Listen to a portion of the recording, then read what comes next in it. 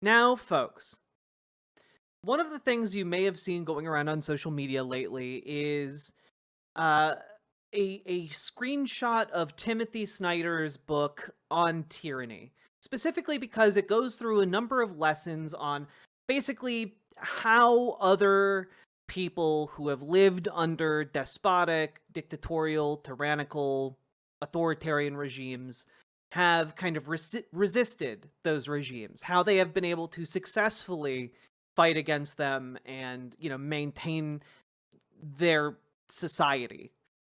And that first lesson is really eye-catching because it is do not obey in advance. And that one is what hit me personally. Um because the idea that, like, hey, when you cede power to authoritarians, they just happily fill in the vacuum and take as much as they're able to take. That their entire goal is taking power. So one of the things here is not to acquiesce to presumed demands that they have not made. Or not expended power to make. So, like, and yeah, there are already plenty of newscasters who need to listen to this, I think. But, for me, it was a nice reminder to stand firm in my in my ideological roots. You know, I wish the DNC would read this. That'd be phenomenal. But a lot of us haven't read it either. Okay, so to that end, I actually went and found that Timothy Snyder, the author of On Tyranny, has actually put together, like, his entire book, doing a lesson himself on camera on each of the lessons from his book. So I figure this is a worthwhile use of our time to work our way through On Tyranny, and we're gonna start. We're gonna start right now. How about that? Here we go. On Tyranny, 20 Lessons from the 20th Century by Timothy Snyder.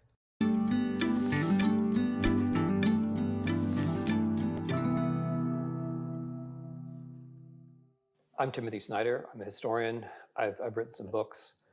A couple of years ago, about 3.5 years ago, I did a little series called Timothy Snyder Speaks. Oh no, you just realized that there is a desync? That might be on your end. A few very short, informal videos, low production values, mostly about contemporary politics. People still seem to be watching these and asking me whether I can do some more. So that is what I'm going to do now. Now is the summer of 2021. And so what I'm going to be speaking about, the occasion for this new series, is the new edition of my little political pamphlet on tyranny. So my little book on tyranny was published in early 2017. As I didn't expect, it was then read and translated around the world, used in demonstrations around the world, read in parliaments around the world. It served as the basis for art and for all kinds of other forms of expression.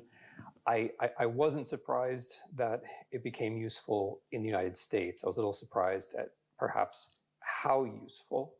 What I'm going to do today, and in the 20 little segments to come, is to return to the book.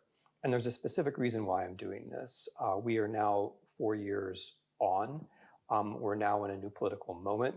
I've revised some of the text of the book, not the lessons themselves, they're entirely unchanged, but I've revised some of the text after the lessons to account for the moment in time where we now are. But far, far more importantly than that is that the book is appearing in a new edition. It's appearing in a graphic edition, an illustrated edition, thanks to the wonderful work by Nora Kruk. Thanks to Nora, the book will now take on an entirely new dimension. Which, honestly, this is a great idea, especially if you're targeting younger readers. Like, making a text like this more accessible to a younger demographic is honestly such a great idea, because they're the ones who are going to grow up to actually be able to enact these lessons. This guy's so done with America's shit. All of us are. Far, far better book. So that version of On Tyranny, the graphic edition, is coming out in October of 2021. So between now and then, I'm going to be doing and releasing 20 little videos about the lessons. I'm going to read each lesson, and then I'm going to say a few words about how I've reflected on those lessons in the time since the book came out up to the present. So this is the first of those little episodes. This is the first of the new episodes of Timothy Snyder Speaks about On Tyranny. So what we'll be doing is lesson number 1. I'm going to read it, and then I will have a few things to say about it. Lesson number 1 is do not obey in advance. Most of the power of authoritarianism is freely given. In times like these, individuals think ahead about what a more repressive government will want, and then offer themselves without being asked. A citizen who adapts in this way is teaching power what it can do. So this is the first lesson because it's about the basic choice we make when we confront difficulty. It's about the choice of all choices. Are we going to go with the new flow, or are we going to stand, if only a little bit, if only hesitantly, as long as we can, against the current? A deep idea underlying this notion of not obeying in advance is the normal. The idea of what's normal has been very important to me as a historian.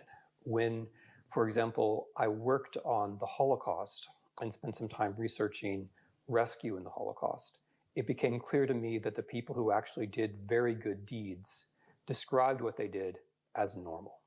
They didn't boast about it. They said it was just normal. Rescuers said there was nothing exceptional about what they did. And this suggests a radical form of one way we understand the word normal. Normal is good. Normal is upholding a norm. Normal is trying to make the world outside in some way correspond to our virtues, our values, the things we have inside us. That's one idea of normal. And then, of course, there's the other idea of normal, what everyone else is doing, what you expect that people more powerful than you are going to want. So one way to think about this first lesson, do not obey in advance, is which kind of normal should we be? Which kind of normality do we want to express out into the world? Because we do have a good deal of power. That's actually like such a interesting way of reframing it. Like, what kind of normal do you want to be? You know? Um I really like that framing. You know, the normalcy of conforming, or the normalcy of, you know, essentially striving to do what is right. The example that we set matters a great deal. A second little idea, which was very important to this lesson, has to do with time. It has to do with not putting things off. Because one thing you do when you do not obey in advance, one thing you do when you recognize a situation as abnormal, is that you're laying down a marker. You're laying down a marker in time. You're saying, from this point forward, I'm not going along. And this is very important, because the longer you wait before laying down your marker, the harder it's going to become. The longer you just let things go, the more you're going to be tempted by the new normal. The more you're going to use a bad word, normalize. The more you're going to use your own moral, psychological, social resources to make the negative changes around you seem normal to you and normal to everyone else. And this, of course, is what has happened. Not to a few thousand, not to a few 100,000, but to millions and millions and millions of Americans since 2016. There are plenty of things that happened during the Trump administration where, if we had made a list and said, would you tolerate that? Would you tolerate the president endorsing the Russian intelligence services over his own? Would you tolerate a president being impeached because he asked a foreign country to intervene in our elections. The list goes on and on. The point is that if we'd asked people this in 2016, they would have said, no, of course, I'd be outraged. But when you go along with one thing, then you'll tend to go along with the next thing. And here comes the rub. If you do obey in advance, if you do normalize, then you become morally, psychologically, socially committed to all the things that happen. And because you never investigated, you never took a stand. Yeah, there is an element here of like sunk cost fallacy. You know, like this idea that when you normalize and accept and, you know, make this the new status quo, there is an element where you have now become too deeply invested in that to kind of back out. You've put too much of yourself and your moral compass on the board, and you are now beholden to the success of that ideology, in a sense. And you never asserted your own idea of normal, you're going to be all the more committed to these things. You're going to feel all the more defensive. You're going to be all the more likely to argue, to quarrel, even to engage in acts of violence. So this is why it's always so important not to obey in advance. This is the end of my first new little reading out of On Tyranny, the end of the first segment of Timothy Snyder Speaks about On Tyranny. Thank you very much. I think that was a really great introduction to the book. I think it offered like some really good commentary too. I find I actually wasn't aware when we started that he was going to be talking with additional input on his work from like the 4 years past that he had written on Tyranny. So this is great. I like this a lot. I think this is well worth our time.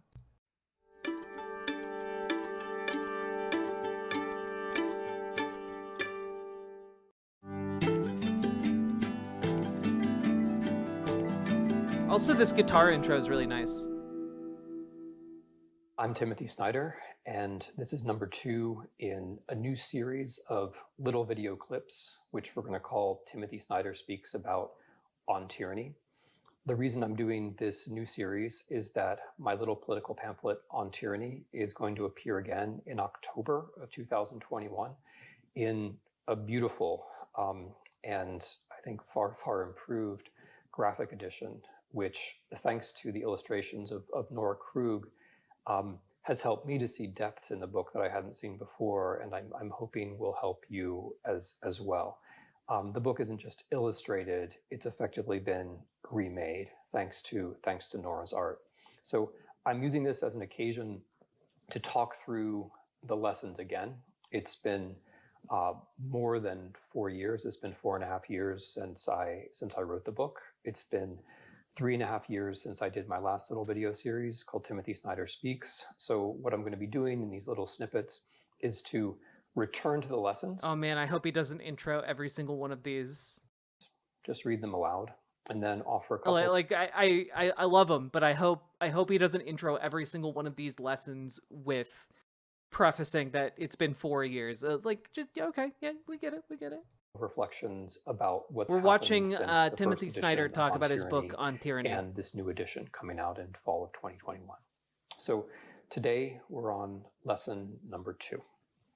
Lesson 2 is defend institutions. It is institutions that help us to preserve decency. They need our help as well. Do not speak of our institutions unless you make them yours by acting on their behalf. Institutions do not protect themselves. They fall, one after the other, unless each is defended from the beginning. So choose an institution you care about: a court, a newspaper, a law, a labor union, and take its side. There's a reason why this is lesson number 2. It's one of the very most important lessons. And I realized that it had to be near the top of the book in the fall of 2016, when, reacting to the victory of Mr. Trump, huge numbers of people in my circle of friends, acquaintances, colleagues, but also just in the US generally, responded by using the word institutions. The word institutions was invoked like some kind of magical talisman, which was going to rescue us. We were in a story and things were dark, but somebody was going to rescue us, or something was going to rescue us, and that thing was the institutions. And this, it seemed to me, as a student of communism, as a student of fascism, as someone who studies the non-democratic world, someone who studies some of the darker periods of European history, this confidence seemed to be misplaced, or more precisely, this view that institutions would help us seemed to be based on an entirely false moral economy. Well, not only like this false moral economy, which I agree with, but like institutions are people. You know, they are collections of people that we have collectively agreed to empower, and they need to be protected. Which is why, for all of the flaws of the various institutions of America under a Trump administration, we need to turn out to defend them. Because if you sit idly by and you're like, well, they'll defend us, they will crumble, they will fall. And once one falls, it makes it a lot easier for more to fall. And this is why I think when, for example, the Department of Education is on the chopping block, we need to turn out and actually protest stuff like that. We need to actually organize around that and support it and apply pressure to Republicans in Congress, in all the various ways that we can, because frankly, we need to defend some of these institutions before they get rolled back, because once something like the Department of Education goes, libraries go. Like a lot of other things fall alongside that. Things that add value to our society and make it possible to live in our world. It's not that institutions are just there and we borrow from them when we need them. The institutions are the work of human beings. An institution is the effect of careful and planned human labor. This can be true of a small institution, whether it's a library, a large institution, the United States Senate, but that institution only renews itself insofar as human beings consciously take care of it, consciously reassert its values, constantly update its practices. And so when we said the institutions will protect us, we were not only making a mistake about what was going to happen, we were also undermining the institutions themselves, because the institutions are only there to protect us insofar as we don't treat them as robots, as automata, as something which is outside us. They're only there to protect us insofar as we see ourselves in them. And yeah, a lot of people used like the term not just institutions, but guardrail institutions. The idea that our institutions are effectively just, bulwarks. They are the levees that keep the sea at bay. And they'll hold true. Just we don't need to worry about them too much. Just keep doing what you're doing. Business is normal. Haha. But that's not how institutions work. Again, because they're made up of people, because they are made up of like the social contract that we have with each other and our government. And social contracts are surprisingly somewhat fragile when it comes to institutions. They can be broken. And so you need to defend them. And we see them inside us. So that's the reason this is lesson number 2. And I think it's fair to say that the experience of the United States between 2016 and the present, I'm talking in summer 21, has abundantly... Yes, Project 2025 is specifically built to essentially destroy any kind of guardrail institution, at least that is within reach of the federal government. Confirmed this basic premise. we can look around the world and see how democracy has declined in the last 5 years, as it has done in the previous 10 as well. We can see how basic institutions in other countries can be cracked, how they can be corrupted from within, or how they can be violently attacked. But then if we return our gaze from around the world and look at ourselves, we find exactly the same thing. Institutions can be broken, institutions can be corrupted from within, and institutions can be violent to us insofar. That's actually a really good point, Snugan. If people made it, people can break it. Building a castle isn't enough. You have to defend it, or someone will come along and lay it to waste. Good point. As we don't treat them as robots, as forward rather than back. You can pick an institution.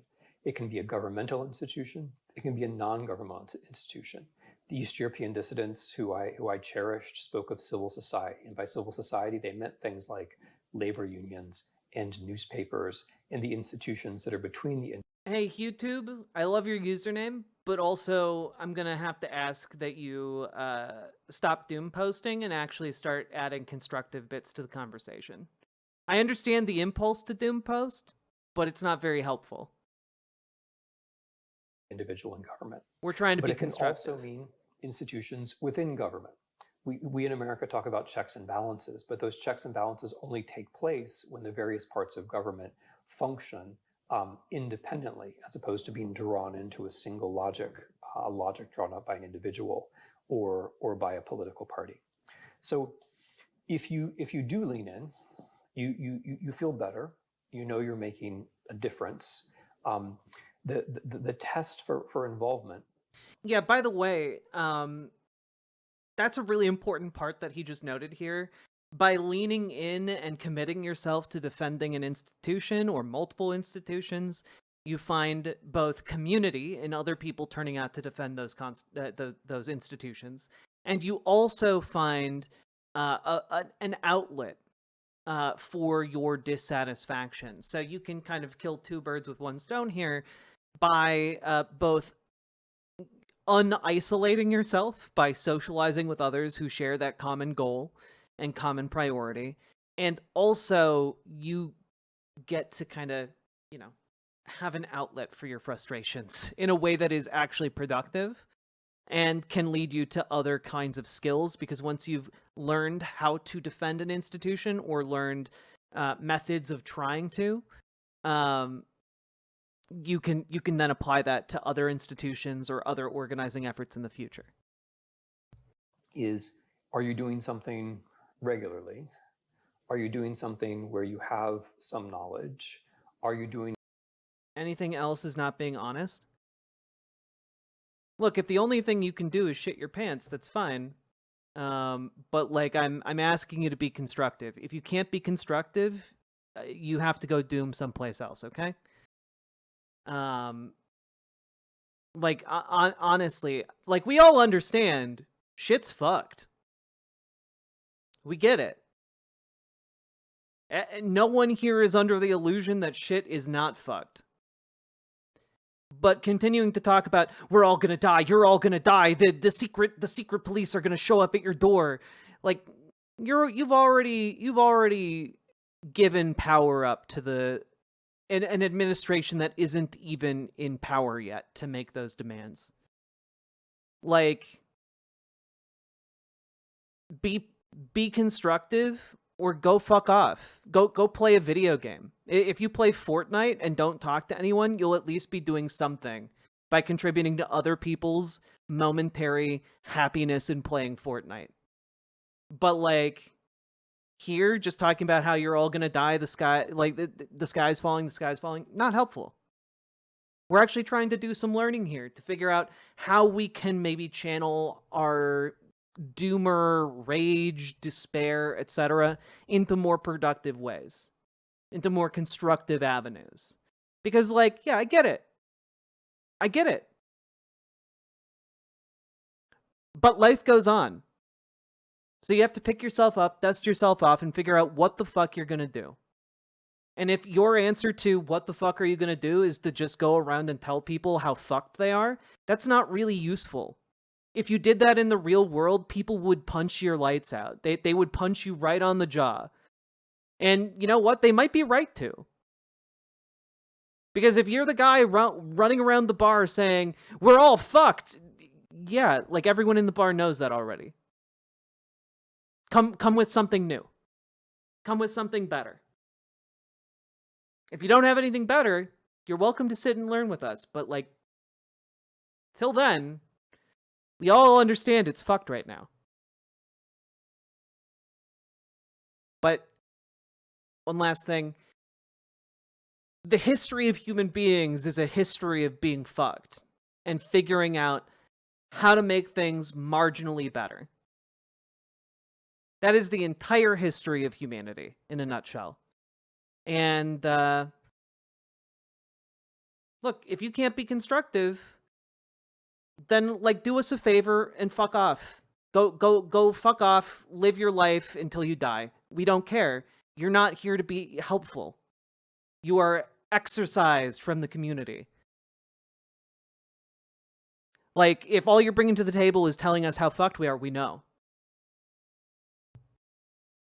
Honestly, the same goes for you too, Rob Law. I've been seeing you doomer posting in chat. That's not what this community is about. If I see more doomer posting from either of you two, you're gonna get banned. Because this is about being constructive. If you're just here to talk about how fucked you are, you can do that with literally anyone. We're not your therapists. Or your hookers. Like, go take care of that on your own time. Doing it with other people, and are you doing it again and again and again? And if you're doing those 4 things, then you can be sure that stop carrying water for the people who want to kill you. You're making a difference. And when I say making a difference, I don't just mean in the immediate sphere around you, in your own life, the life of your friends.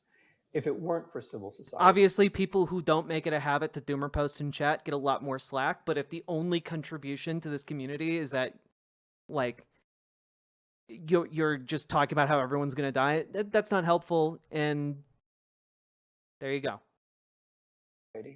And if it weren't for individuals actively supporting institutions, the United States of America would no longer be recognizable as a democracy. We came very close in late 2020 and early 2021 to losing democracy or the rule of law in any recognizable form. We came very close. And it's not that the institutions came in and rescued us. It was that in 2020, people understood something that a lot of people didn't understand in 2016. In 2020, a lot of people were founding institutions, supporting institutions, working together from different institutions to make sure that votes got counted and to make sure that the Constitution... Well, yeah, exactly, Kippy. And by the way, this guy's making a really good point. I don't want to detract from it. It is unfortunate that apparently, people unlearned what they learned in 2020, but, that's neither here nor there. But Kippy, you're right. There is an emotional response to all of the terribleness that's happening. That's essentially like a drowning man, like clinging to the rescuer and trying to drag them down too, like that's kind of where we're at right now, where some people are just, they're spiraling so hard they want other people to spiral with them because that's the only way they feel complete. And all I gotta say is there have been groups of people far more fucked in history than us right now. We're in a, in terms of where we are right now, it can get so much worse.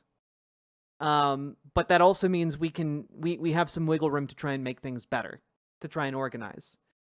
And I mean, like, if you want to look at a group of people who like overcame doomering, like just look at like Jewish partisans in Nazi occupied Germany, just look at the French partisans in Nazi occupied France. Like, my God, people in history have like risen up against far greater odds than you. Like, we're not even anywhere close to that yet.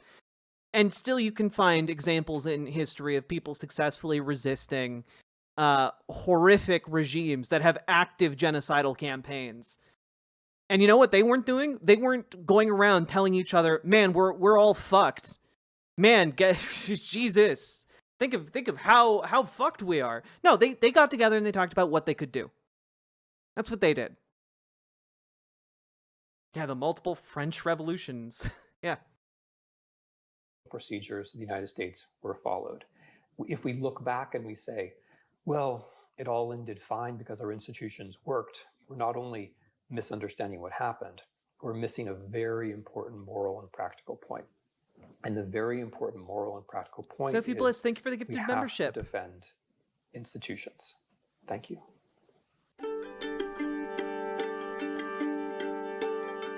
Yeah, good video about defending institutions. And Sophie, thank you very much for the gifted membership. We now need 28 subs to get to the onesies for our stream later. But let's go on. Lesson 3. I'm really enjoying this, by the way. Like it's a fun learning journey for both me and you guys. Also, this guitar slaps. I'm Timothy Snyder. I'm a historian. I'm the author of On Tyranny and some other books. What I'm talking about today is On Tyranny. I'm creating a new little series of video discussions about On Tyranny, my political pamphlet from a few years ago.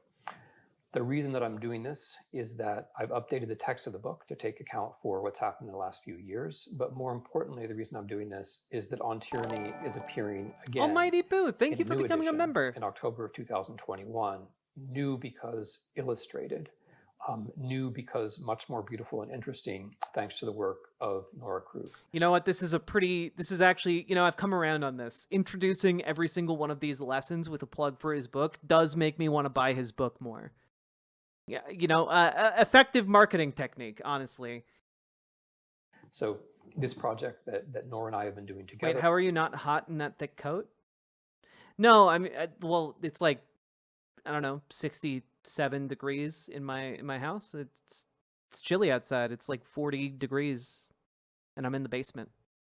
It comes to fruition this fall, and this is the occasion for me to take a moment to think back about the 20 lessons, which remain unchanged. I've changed some of the text. It's also not a coat, it's a sweatshirt. It's surprisingly breathable, too. After them to take into account new events, the 20 lessons themselves remain unchanged. So this is an occasion for me to think back to the 20 lessons and to think forward about what they're going to mean in the months and years to come. This is the third little video in this series, which I'm going to call, I think, Timothy Snyder Speaks About On Tyranny. So we're doing lesson number 3. Hey, lesson Electric number 3 Radimus. is beware the one-party state. The parties that remade states and suppressed rivals were not omnipotent from the start. They exploited a historic moment to make political life impossible for their opponents. So, support the multi-party system and defend the rules of democratic elections. Vote in local and state elections while you can. Consider running for office. Honestly, yeah, because the more space you take up in our political ecosystem, the less space is automatically ceded to agents of, the totalitarian party, the agents of the dictator's party. By engaging in the political system, by engaging in the electoral system, that can be a route of resistance in and of itself. It's actually maybe one of the more effective ways, because it means that there is some competition that the ruling party has to deal with. Now, for me, it's very important that democracy and anti-democracy is not a partisan affair. The temptations that lead us, or our political leaders, or the leaders away from democracy are old and have been understood, in fact, for a couple thousand years. The reasons why one party or another party can cease to campaign democratically are pretty much always the same over time. I'm going to explain the way the dynamic works.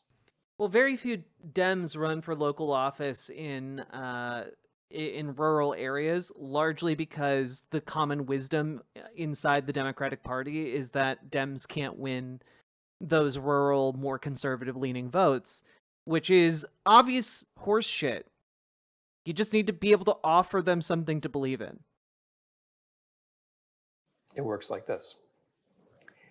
If you become a party that rigs the system, I'm talking about America, but I don't have to be. Also true, if you run in a local election, you do make Republicans spend more money, and that's something they don't have.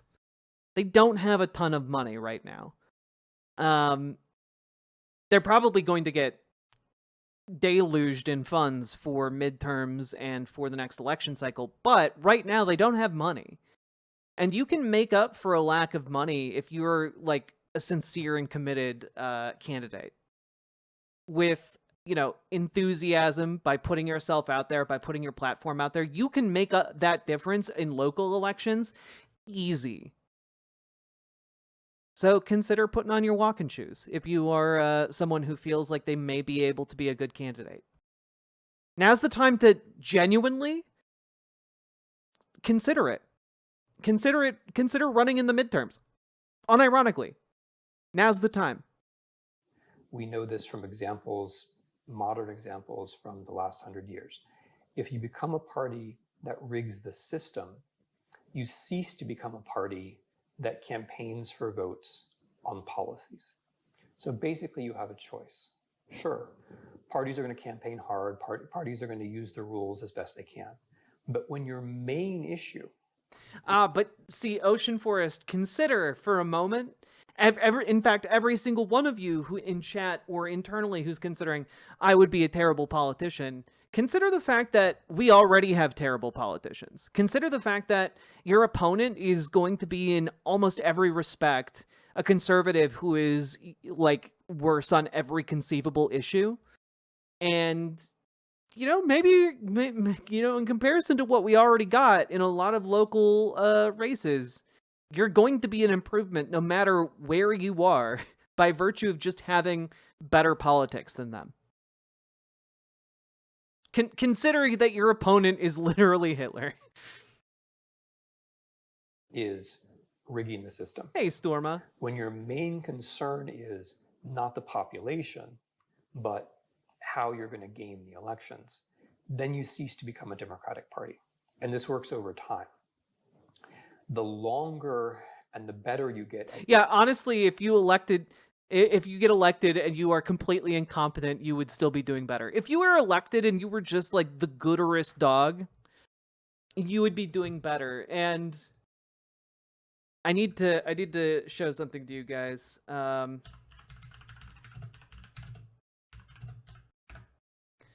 Just yeah. Just real quick. If you think I'm joking or being hyperbolic about that, just that's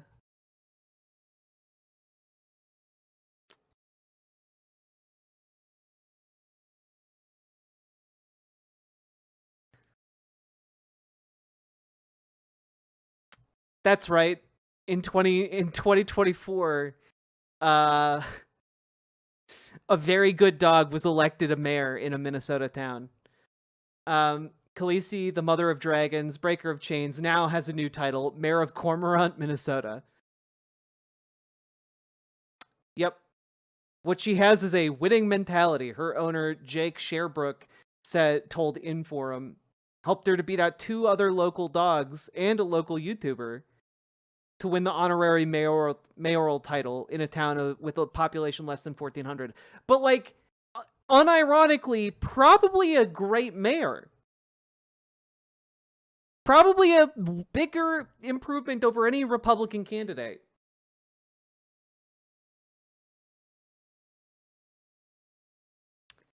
She went... Khaleesi was up against a basset hound named Teddy, a golden retriever named Ollie, and a YouTuber with just 2 legs named Ken Matthews. Oh, God. He has 3.8 million subscribers and he wasn't able to win?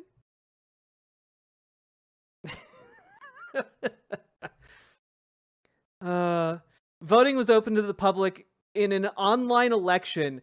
Wait, bro, you have a channel with 3.8 million subscribers and there was an online public election with 103,000 votes? And you lost to a dog? Bro! Khaleesi won in a landslide, receiving 76.5% of the vote. Amazing stuff.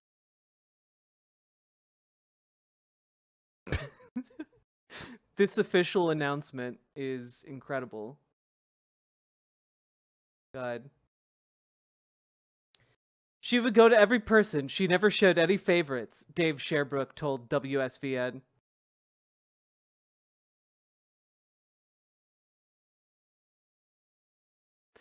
Khaleesi was sworn in at the Cormorant Days Festival to become the second mayor in the town's history. The town went without a mayor during the COVID-19 pandemic.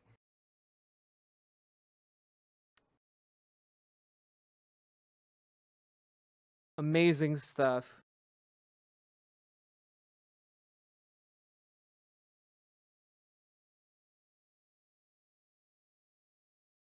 Look, all I'm saying is you can be Khaleesi, all right? You can be Khaleesi in political office, and you would still be better than any Republican ever. So consider running in local politics. Also, Jake Sherbrooke, Khaleesi's owner and resident of the town, ended his interview saying, "She's just going to keep it the way it was. I feel like Cormorant is honestly the most friendly and one of the best places on Earth." And you know what? I've never been there. I can't say that he's wrong. Might be. Gaming the system, the worse you are at actually speaking to people and coming up with policies that speak to them. So you're making a choice. The further you go down the road of gaming the system, the further away you are from being democratic. Not just because you're gaming the system, but because you're ever less good at actually competing. So how does this work then?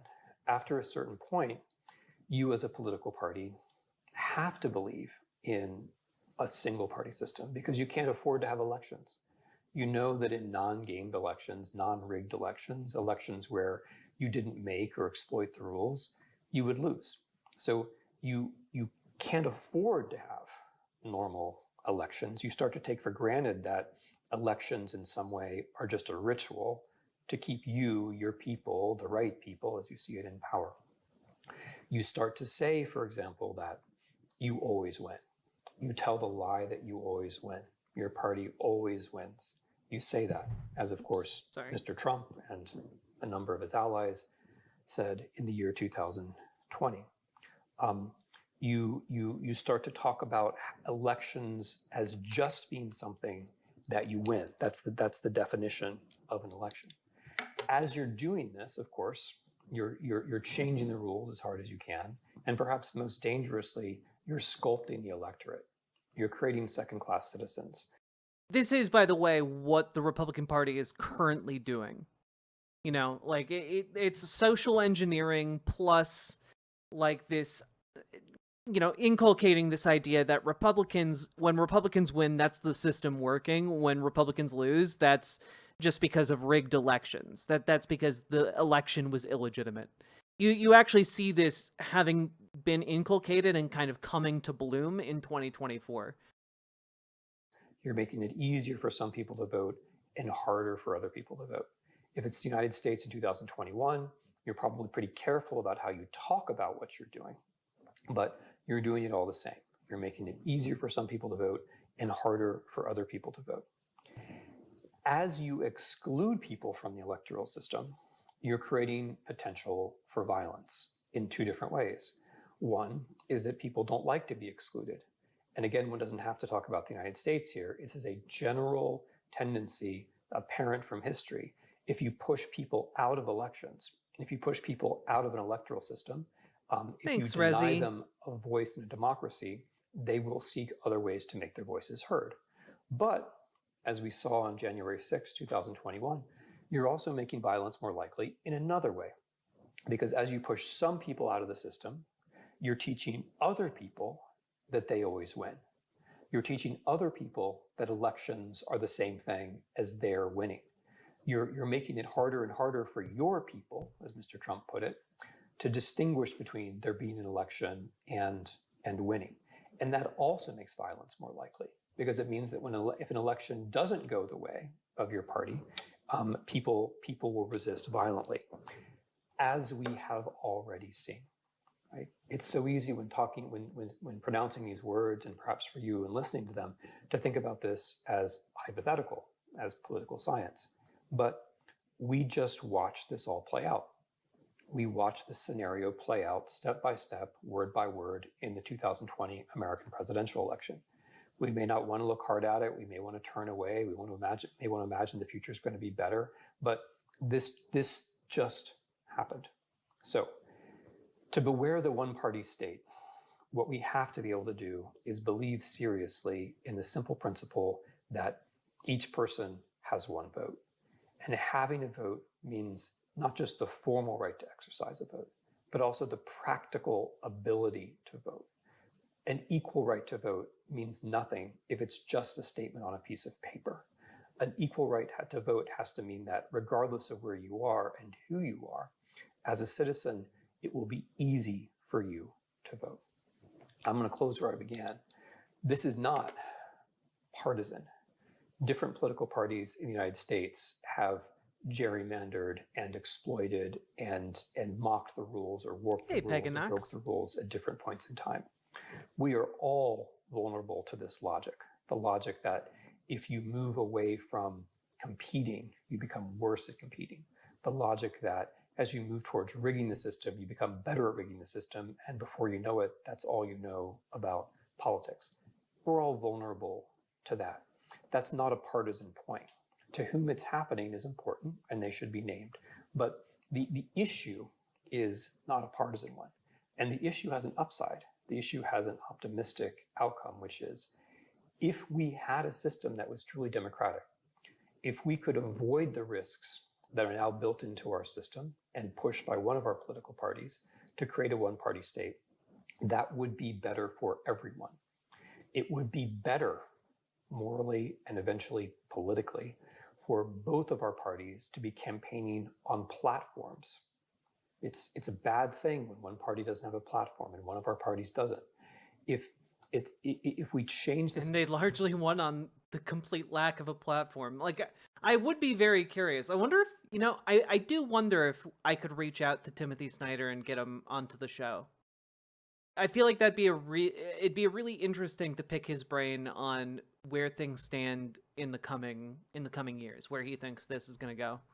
System such Maybe I'll that try and do each that. person did have a vote, not just formally but practically. And both parties or more parties were really competing on policies that would be better for everyone. If we can change the rules such that we are avoiding the risks, if we can change the rules such that we are moving towards becoming more of a democracy, that's not just better for all of us. That's not just better in terms of the policies it will produce. It'll also give us better political parties that our children can vote for. No, Stormo, what he's advocating for is people to fight for their right to vote and participate in the electoral system, because if we don't have the electoral system, what we have is the politics of the rock, which we need the political system to exist in order to avoid the politics of the rock.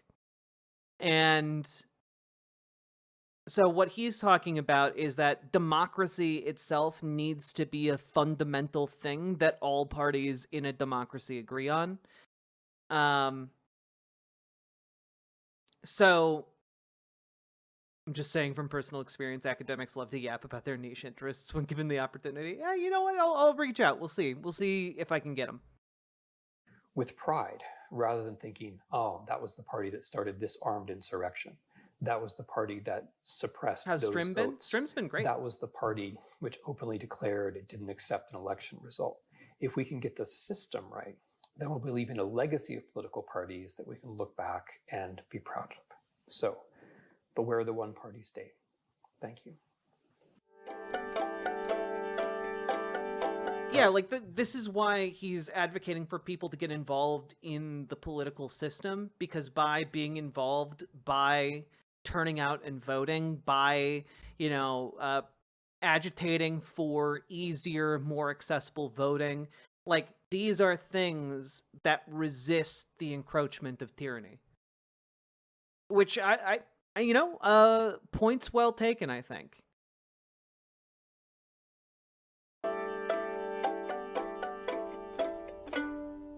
Want to see if we can hook you up? Now that we're on a reparative arc now? The reparative arc? Are we on a reparative arc? That thing Dad seems pretty cool, though, as far as I know. Haven't heard anything bad about him. Mostly, I'm trying to be careful about who I reach out to, because I feel like in the lead up to this election and in the fallout of this election, we're seeing a lot of people going mask off with what their actual politics and priorities are, and it makes me a little hesitant to reach out to folks. But I suppose that's always the case. Take responsibility for the face of the world. I'm Timothy Snyder. I'm a historian. I wrote a little book called On Tyranny, as well as some other books. What I'm doing in this little series of videos, we're on number 4, is looking back at the 20 lessons of On Tyranny, which I sketched out in 2016. Who exactly? I mean, like, good examples would be like Jimmy Dore, Brianna Joy Gray, Aaron Mate, Glenn Greenwald. These are all people who are considered extremely left-leaning folks who have shown their entire asses over the last several years. You can even look at like smaller YouTubers like Sophie from Mars having like a bunch of sexual assault allegations come out. There's a lot. There's a lot. A lot of TYT. I wouldn't say all of them, because God bless John Adirola. I think he's a good egg. Horseshoe theory is real. Iko Rich, thank you very much for the subscription over on Twitch, which reminds me, just gotta update this. I believe we are now at 5 out of 30 subs for girlfriend onesies. But, I mean, like, it really did kind of boil down for me. Like, I've always been a bit trepidatious about building those bridges, largely along the lines of one of the first people that I built bridges with when I started my streaming career wound up being outed as like an indie Canadian musician who had done like 17 sexual assaults, allegedly. So as soon as those allegations came out, he disappeared off the face of the fucking earth, which for me is as good as a confession. So yeah, like I'm hesitant. I don't trust a lot of other streamers. Yeah, that guy. You remember Nindreen. You've been here for the long haul. Yeah, so always willing to build bridges, but always a bit hesitant as well.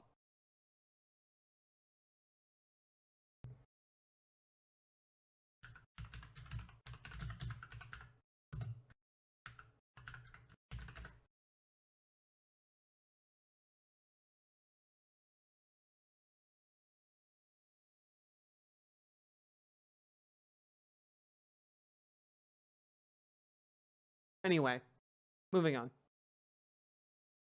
Yeah, definitely send out the bridge inspection team first. Exactly. Summer of 2021, a good deal has happened. Who the hell was that? That was Ruel James. Or I think he went by Ruel.James. Yeah.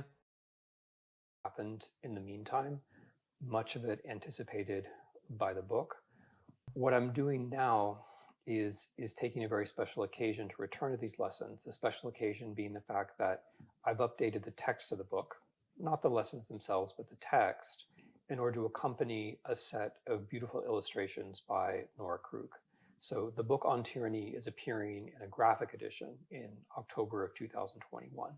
And between now and then, I'm going to release these 20 short videos about each of the lessons. I'm going to read a lesson and then or like some of the other people I built bridges with, like Sansol or Hans of Harkir.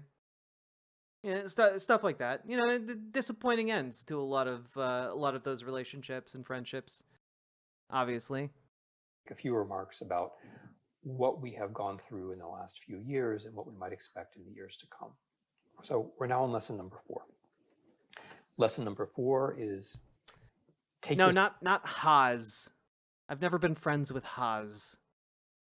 Hans of Harkir. Hans. Responsibility for the face of the world.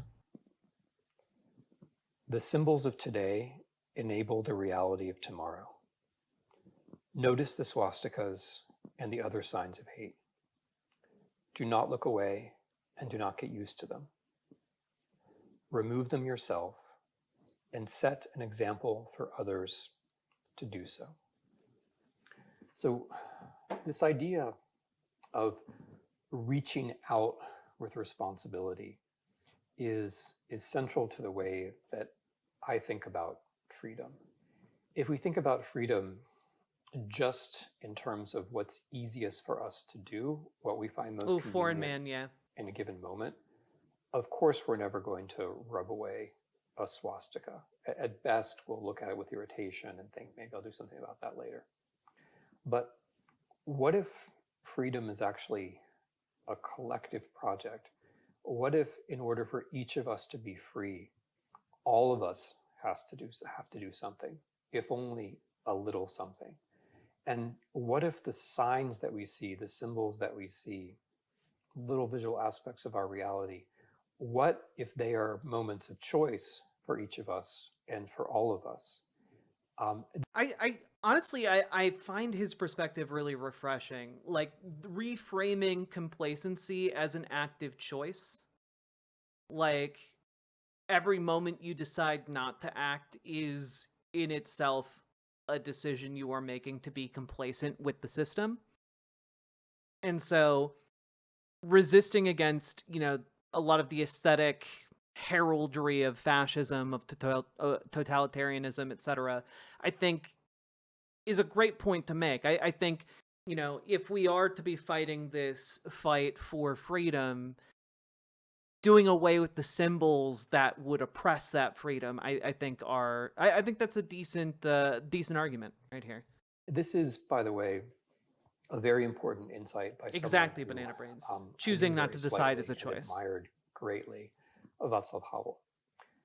Václav Havel's most important essay, The Power of the Powerless, was written in communist Czechoslovakia, but its insights, I think, are universal. It was his point, and it was the point of many other dissidents, that one has to exercise a bit more responsibility than seems comfortable.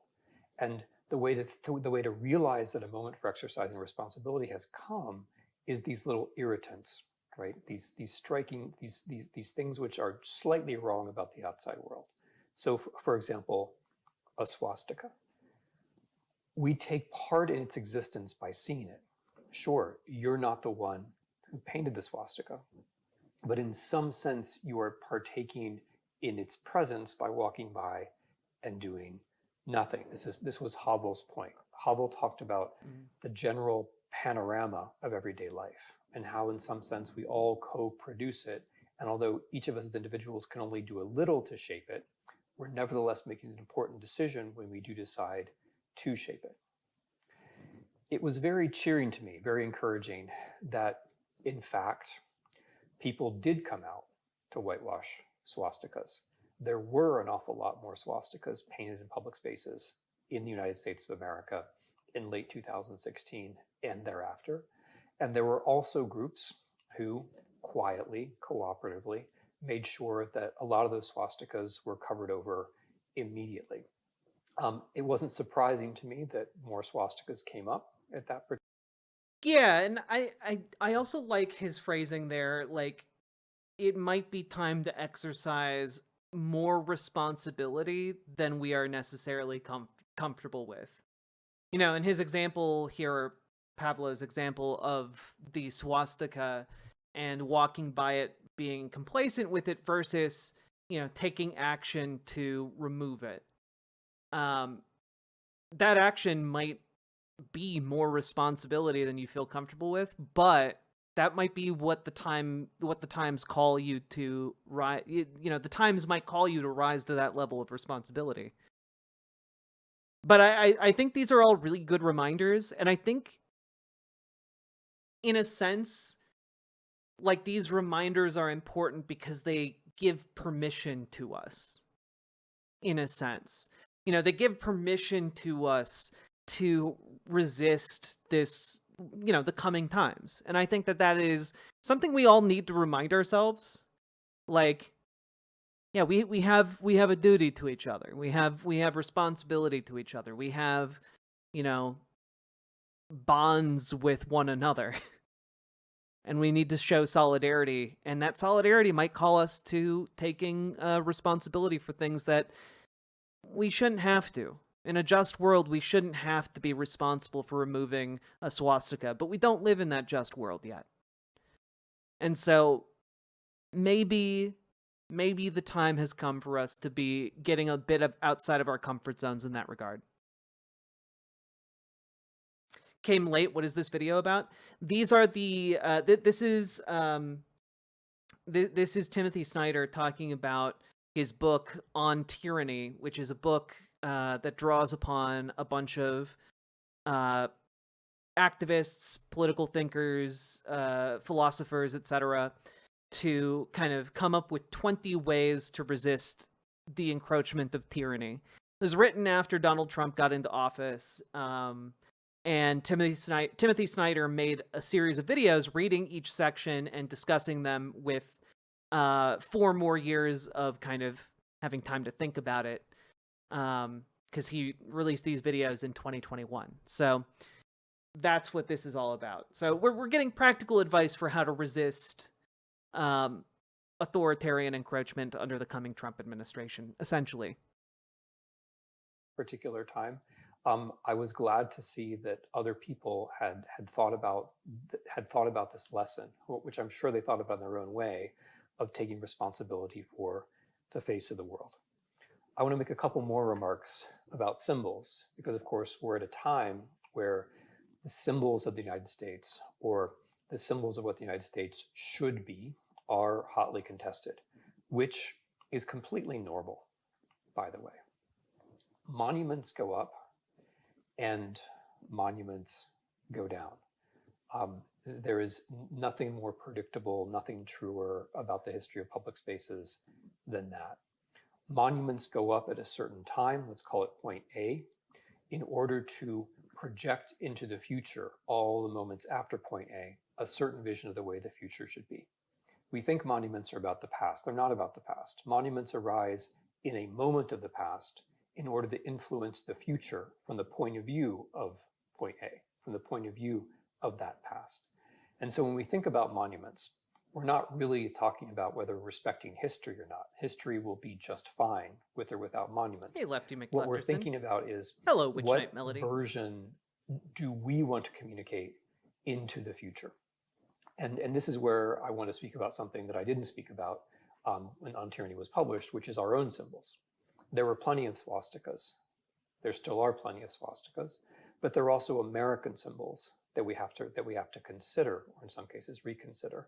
Like, for example, you did figure out pronouns, Peganox. My sense would be that any symbol of the United States which cannot be accepted by the broad population of the United States, and to put it very mildly, the Confederate flag does not meet that test, shouldn't be thought of as a national symbol.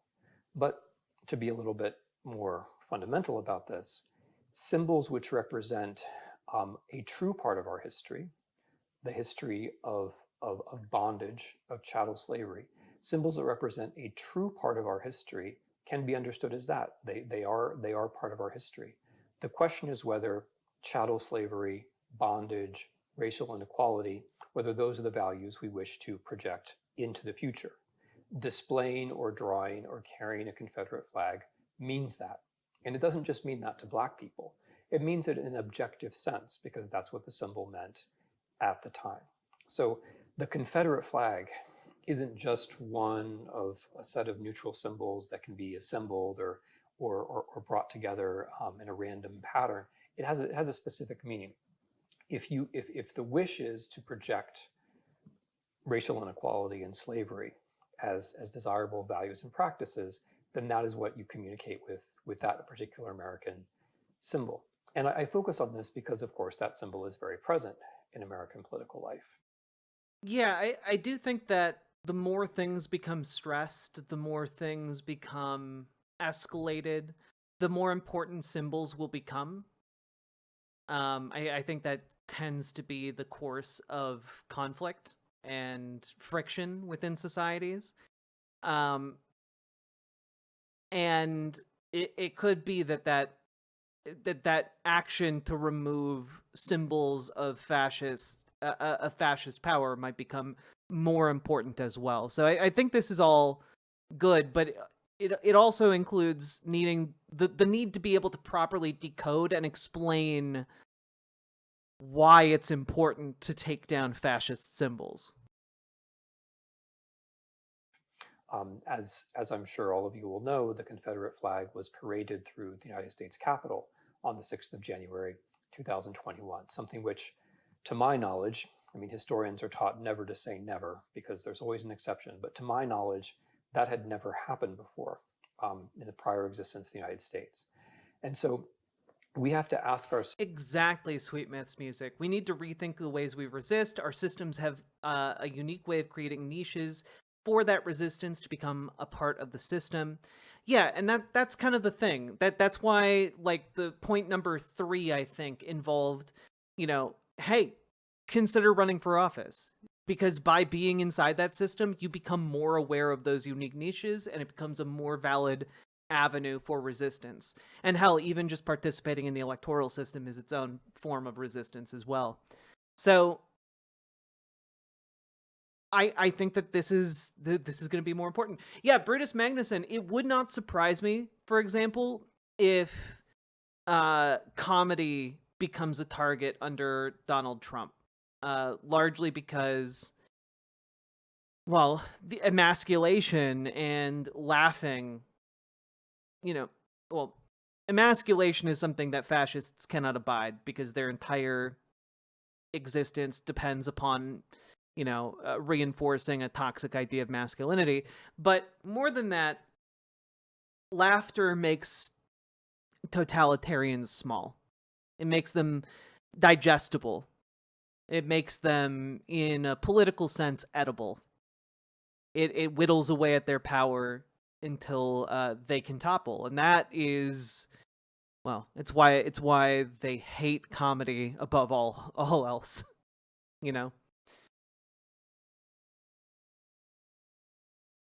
Ourselves, how could we be a country where that particular symbol could reach that particular place at that particular time? I don't think we have to ask ourselves whether that's a symbol we want to project into the future. I think the answer is clearly no. But on the other side, there's one more set of symbols that I want to talk about. As we've seen monuments come down. Rob Law, again, be constructive, otherwise you're just doomer posting. As we've seen graffiti sprayed on walls to represent various kinds of American values, one symbol which I see and which makes me deeply uncomfortable is the hammer and sickle. So for a number of young Americans, the hammer and sickle just means, I understand, I've heard it 100 times or 1,000. It just means rejection of the status quo, something new. That may be what it means to you, but the hammer and sickle is the central symbol of the Chinese Communist Party. which is the most repressive major regime in the world right now. It's also the historical symbol of a number of communist parties which perpetrated policies of famine and terror. That might not mean anything to you, but it means a lot to an awful lot of people. And it also has a certain kind of objective meaning.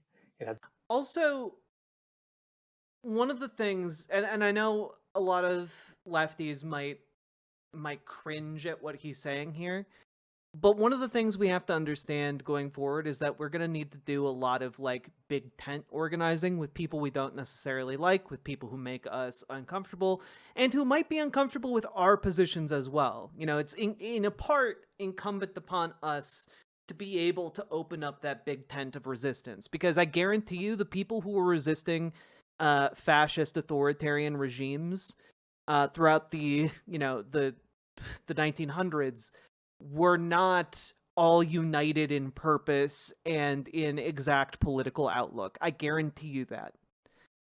So, I mean, a great example of this is actually my grandfather flew with the Flying Tigers in World War in World War II. So he flew fighter planes over China and fought against the Japanese. And long after, in my lifetime, throughout like the 1990s and such, he would periodically get invited to go to China and where for like, commemoration ceremonies of World War II and stuff. And like, yeah, an American farm boy from Midwest America does not have the same ideological outlook as, the Communist Party in China, and yet there was that common ground. There was that common ground, and together they fought. And we're gonna have to be open to alliances and situations like that as we go forward in resistance.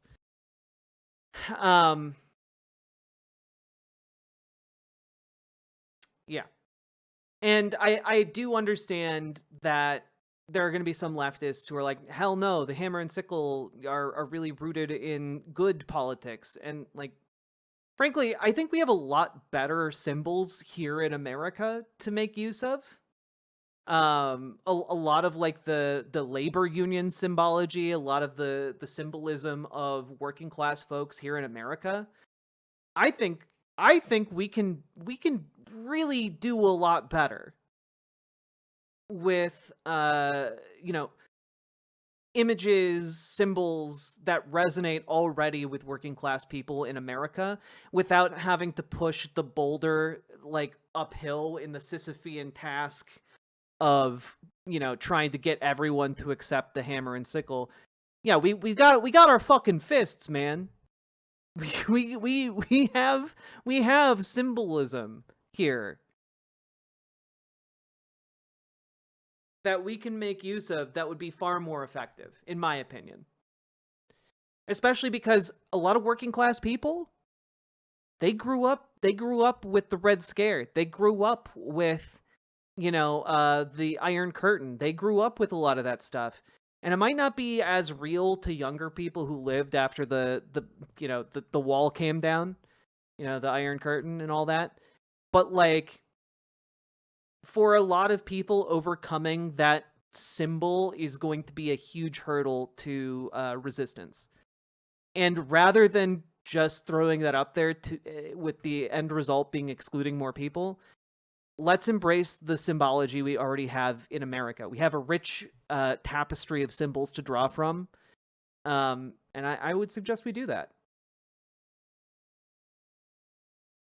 has a meaning in history, whether or not you're aware of it or not. Even if people weren't still alive who had suffered as a result of regimes that put forward that symbol, there would still be a meaning that you would be projecting into the future. So even as I don't have any problem with bringing down monuments, even as I don't have any problem with coming up with new symbols, I think we also have to make sure, friends on the left, that we're aware of what symbols stand for before we propose them as substitutes. As for me, I want to say something new now about taking responsibility for the face of the world. Taking responsibility for the face of the world is not just Like, just as an FYI, like, the symbol of the rose and the fist, you know, there's some good symbolism to draw from. Yeah, the red rose, the working man's arm, you know, the "We Can Do It" posters. There's a lot of stuff here. One more thing I'm gonna look up. If I can draw from this. I mean, like, here, I just Googled major symbols of labor unions in America. And, like, yeah. To labor belongs all wealth. The American Labor Union. You know, the hands clasping, the AFL-CIO. The upraised fist, the United Farm Workers, Si Se Puede. You know, there's a lot of imagery we can draw on here. Even the IWW has good symbology to draw from. But, you know, I think that we can do better and make our stance clear. just about avoiding the bad things. It's also about creating the new things. The painting that we do shouldn't just be painting over. Yeah, exactly, Brutus Magnuson. Acknowledging that we folks are kind of politically brain poisoned and a fringe of the working class. We need to recognize that broader symbols are going to do much better, which is why I like the rose and the fist. I think that both of those are communicative. Over. The painting that we do also has to be work of creation. One of the big problems that we have, a fundamental problem in the United States, is that we don't have a very good sense of the future.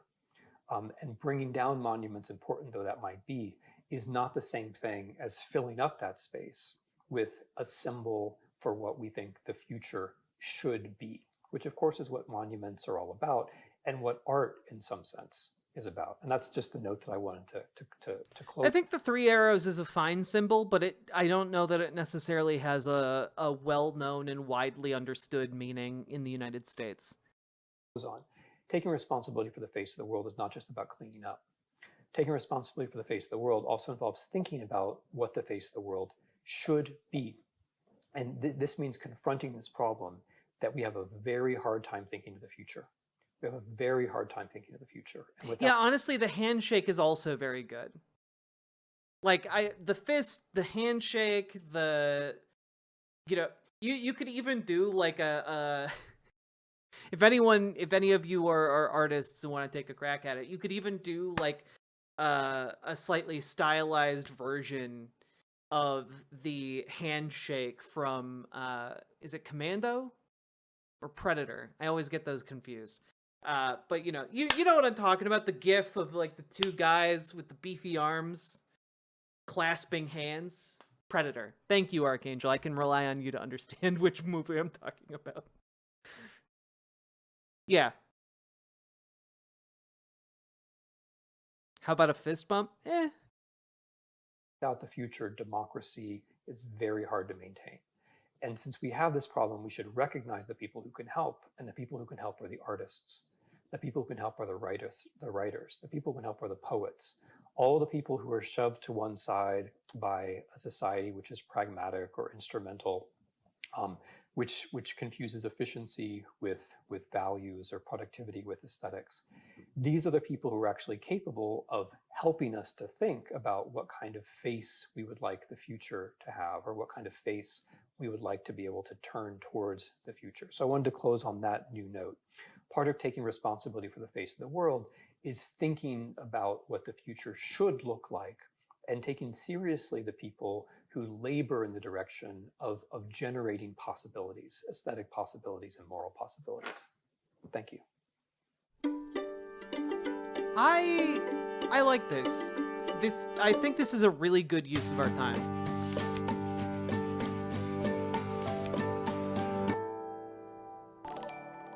Yo, Florence!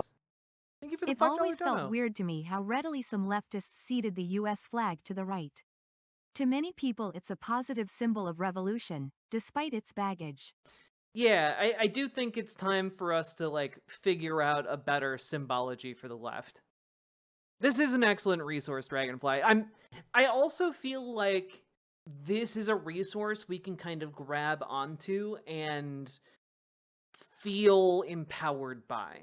You know, that sense of being given permission to resist, I think, is really important.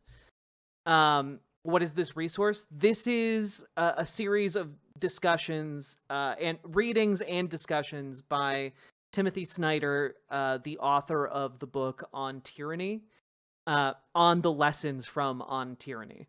So we're all learning together. He's reading his book. It's really short, and we're discussing it as he goes through each lesson. There are 20 lessons. We're only on lesson 5. We'll see if we can get through all of it. I would love to. But real quick, we are 3 hours into stream, and if you're enjoying stream, please hit the follow button on Twitch, hit the subscribe button on YouTube, like the YouTube stream, please. Only a small fraction of you have hit the like button. I can see it. I can see the numbers. And please consider dropping those subs and donos, because this show is only made possible by viewers like you. I could not do it without you guys.